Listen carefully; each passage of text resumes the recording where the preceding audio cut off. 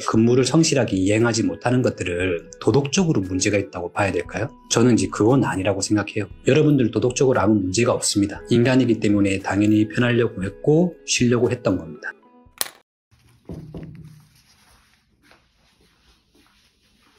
대표님, 이거 답변 가능하실까요? 네. 반갑습니다. 리얼버프입니다. 오늘은 직장인의 도덕적 해이에 대해 어떻게 생각하세요? 라는 아주 재밌는 질문을 받았습니다. 혹시 도덕적 해이 뜻 다 알고 계시죠? 이걸 저희가 모럴 해저드라고 해서 유행했던 말입니다. 실제 쌍방 간의 계약이 이루어진 이후에 정보의 비대칭성 때문에 서로에 대한 의무를 소홀히 하는 현상, 미국에서 보험가입자들의 부도덕한 행위를 가리키는 말로 이제 사용되기 시작했습니다. 예를 들어서 화재보험에 가입한 경우에는 우리 화재보험 가입했으니까 우리가 화재에 대한 문제에 대해서 크게 신경을 쓰지 않게 되면서 화재가 발생할 수 있는 이런 것들을 도덕적 해이라고 이야기를 많이 하고 있습니다. 근데 이건 일반적인 도덕적 해이에 대한 문제고, 오늘 이야기하고자 하는 건 직장인들의 도덕적 해이입니다. 잠깐 이제 이걸 녹화하기 위해서 인터넷으로 도덕적 해이 딱 쳐보니까 처음에 나왔던 말들이 금융권, 일반 기업, 공무원들의 횡령, 배임 이런 것들이었습니다.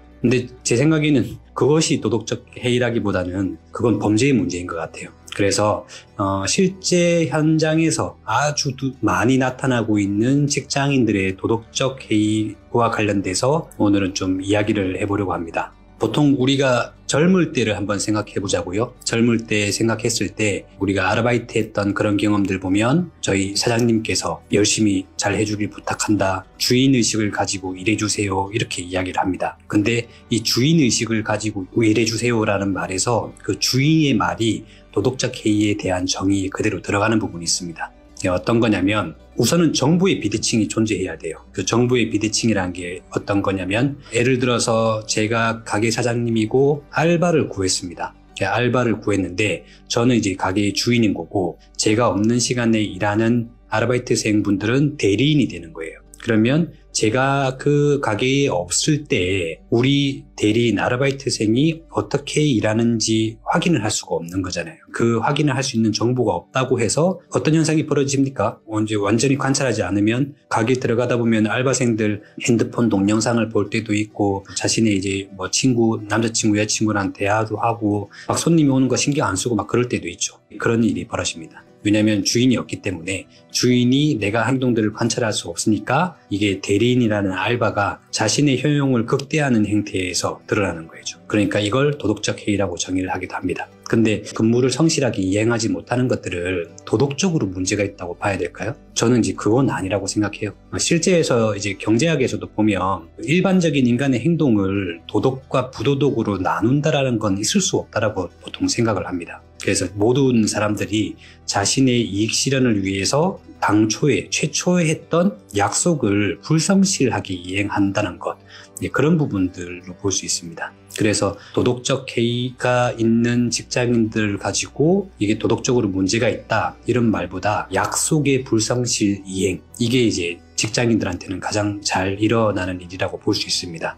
우리가 학교 갈 때, 대학원에 들어갈 때 교수님들이랑 면접을 보는데 우리는 다 이렇게 이야기를 했을 겁니다. 뽑아만 준다면 진짜 열과 성의를 다해서 공부하겠다고.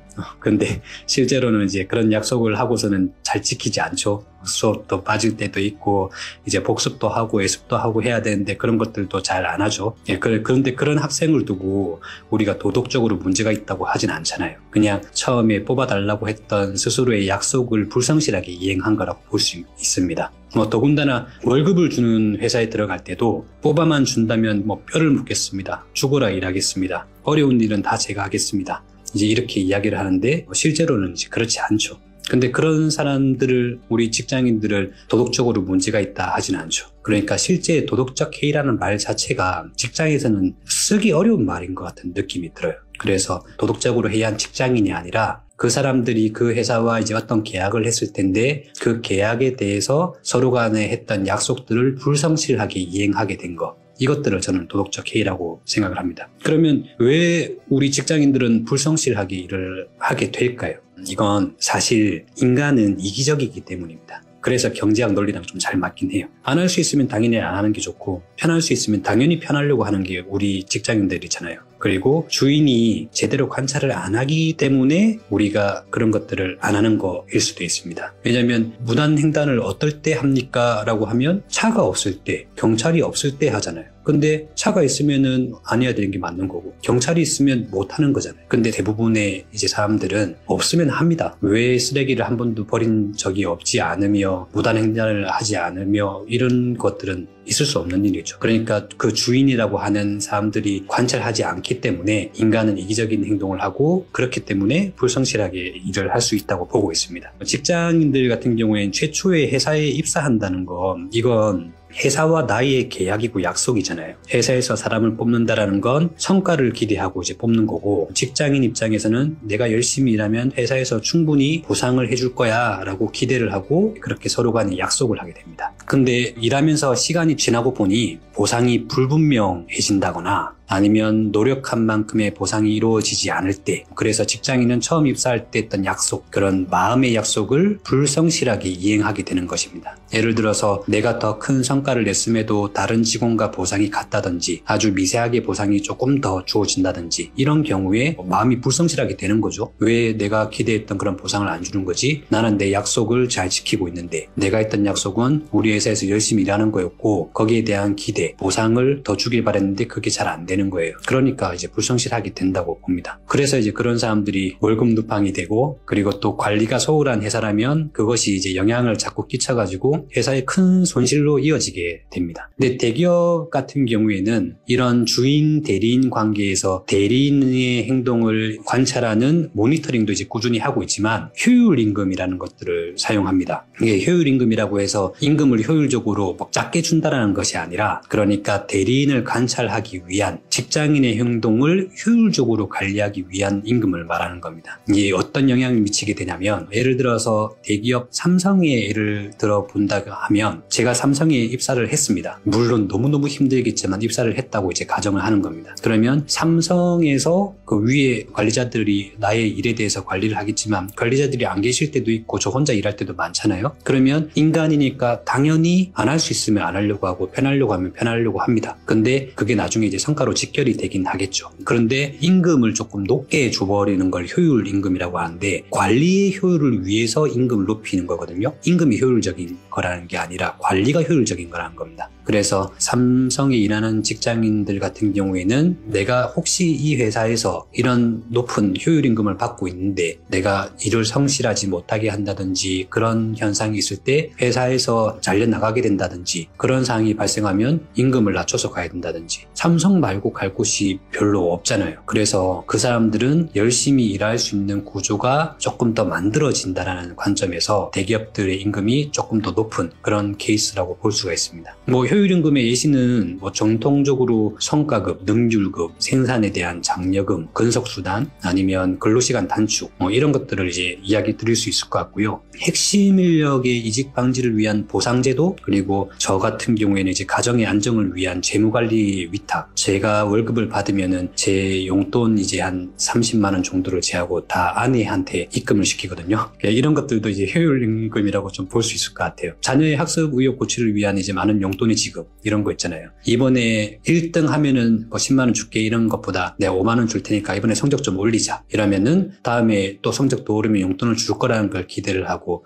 우리 자녀들이 열심히 일하는 이런 것과 같습니다. 근데 중소기업 같은 경우에는 효율임금을 쓸 수 없죠. 그래서 재택근무, 근로시간 단축, 기상천외한 다양한 복리후생들 이런 것들을 통해서 직원들을 관리하고 있는 거로 볼 수 있습니다. 근데 그것마저 없는 직장이라면 직장인들이 당연히 불성실하게 이행할 수밖에 없을 것 같다는 생각이 들기도 합니다. 직장인들의 도덕적 해이 이거 관련해가지고 제가 드리고 싶은 말은 어떤 거냐면 현재 직장에서 월급 누팡으로 지내는 분들 본인이 월급 누팡인지는 인정하지 않을 수도 있겠지만 굉장히 많은 확률로 그런 분들도 있습니다. 조직이 크면 클수록 더 그럴 것 같긴 해요. 또 회사에서 열심히 일하고자 하는 마음을 좀 내려놓은 분들, 근데 당장의 편이나 이기를 계속 챙기려고 하는 게 인간이긴 하지만 우리의 삶은 동물과 좀 다르지 않습니까? 그렇기 때문에 인간이기 때문에 할 수 있는 것이 있습니다. 혹시 만족 지연이라는 말 아십니까? 제가 조던 피터슨 12가지 인생의 법칙에서 읽었던 내용 중에 이제 포함되어 있던 말인데, 예전에 우리가 수렵 생활을 할 때 동물들을 잡아서 그것들을 식량으로 있었잖아요. 근데 막 굶을 때도 많고 겨우 동물들 잡아가지고 먹고 하다가 어느 날 동물들이 조금 많이 잡힌 거예요. 충분히 배불리 먹고도 남을 만큼 동물이 많이 잡혔는데 그 남은 동물을 가지고 제사를 지내기 시작했다고 합니다. 그 제사라는 것들을 평소에는 먹기도 아까운 것들, 자신한테 가장 소중한 식량을 하늘의 제사를 지냈다라는 거예요. 이제 그게 뭐냐면 그때 당시에 그 수렵인들도 자기한테 가장 아까운 것들을 신께 빌면서 지금 내가 이걸 내놓을 테니 다음번에는 더 많은 동물들이 있는 곳을 안내해 달라든지 이런 이제 기도를 했다라는 거예요. 그러면 나의 소중한 것을 포기하면서 더 많은 보상이 이루어질 것이라는 믿음을 가져왔다고 하더라고요. 예, 그런 제사에서 시작되긴 했지만 우리가 공부할 때도 일할 때도 모두 다 적용이 됩니다. 우리가 이제 학창 시절에 좋은 대학교 가기 위해서 공부를 다 열심히 하시고 또 저처럼 많이 노신 분들도 계시겠지만 지금 제가 PC방에 가지 않고 그걸 참아내고 공부를 했다라는 건 PC방에 가고 싶었던 그런 만족감을 지연시키는 거예요. 왜냐하면 좋은 대학 가면은 더 많이 놀 수도 있고 더 많은 월급을 받을 수 있으니까. 그래서 우리 인간은 만족하는 거, 지금 당장 만족할 만한 것들을 지연시킬 수가 있습니다. 여러분들도 믿으셔야 돼요. 월급두팡 하지 마시고 물경력 쌓지 마시고 현재의 만족을 지연한다는 게 회사의 현재의 보상에 대한 부분들을 조금 아쉽다는 마음이 들다 하더라도 내가 약속을 성실히 이행하면서 실력을 쌓으면 시간이 지나서 본인한테 반드시 돌아옵니다. 그리고 여러분은 그걸 믿으시면 됩니다.